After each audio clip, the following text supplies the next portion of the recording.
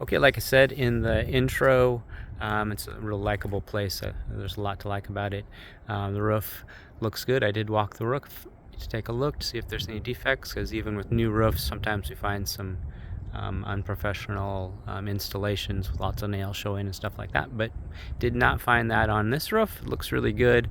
You do have the trees somewhat surrounding the house, and those do drop needles, and there are some leaved bushes and trees around too that get up there, and so that does need to be cleaned off on a regular basis to keep the roof working properly and lasting a long time. The needles do corrode it if left on there.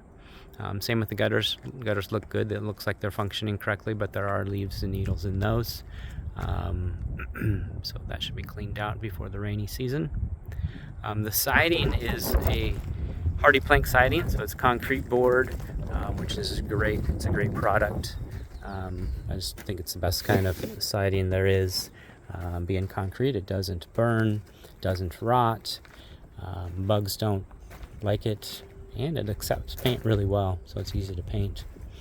Looks good. Vinyl windows, of course, they all looked good. The trim around the windows looks caulked as it should be, and even the installation of the hardy plank is done correctly. Sometimes see these butt joints caulked, which makes just a big mess, and they don't need to be caulked if there's flashing behind them, which we assume there is if it looks like it's all done right.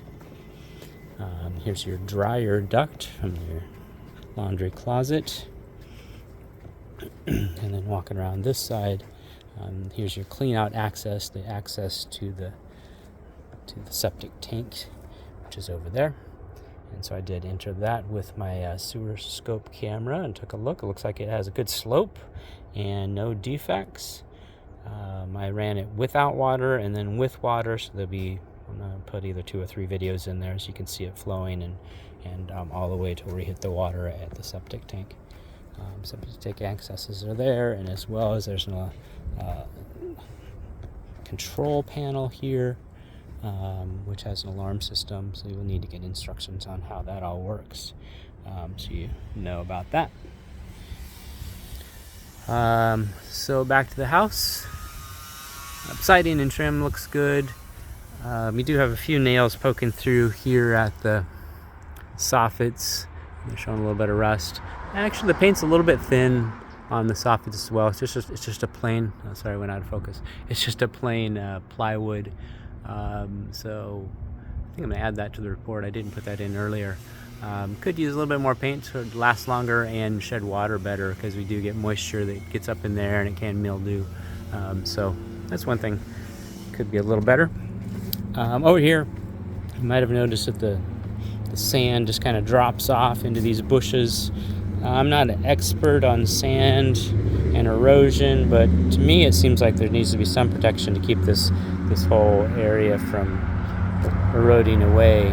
It could just be bushes, because a lot of these hillsides just have bushes holding them up, but right now it seems like this could erode away pretty quickly.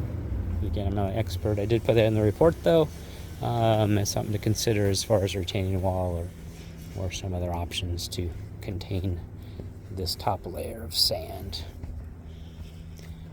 And coming back around, we have a small deck here in the front at the entry and a deck over here. Both of those, they're framed with pressure treated posts, but then also pressure treated wood, a different kind of pressure treated woods like Elite Wood or Duradeck, which is great. It helps it last longer, but you do need to keep them clean, and then possibly add stain, not as often as raw wood, but every few years add some stain.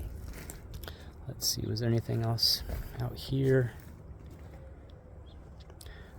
Water meters up at the corner up there on the hillside, it looks like, but it looks good. There's a valve up there. Speaking of valves, there's a valve in the yard here. It says the box says irrigation. I couldn't quite figure out exactly what it's for, if it's just for irrigation or if it's part of the main water line coming in, but there's another valve there. So need to ask about that. Also outside, it's your electrical meter coming in from power coming in from underground, and then electrical panel. It all looks great. It has GFCI protection in the panel as well as AFCI in the panel. Everything looks fine. With that, I'm going to stop this video and then we're going to go inside and take a look at what we see inside.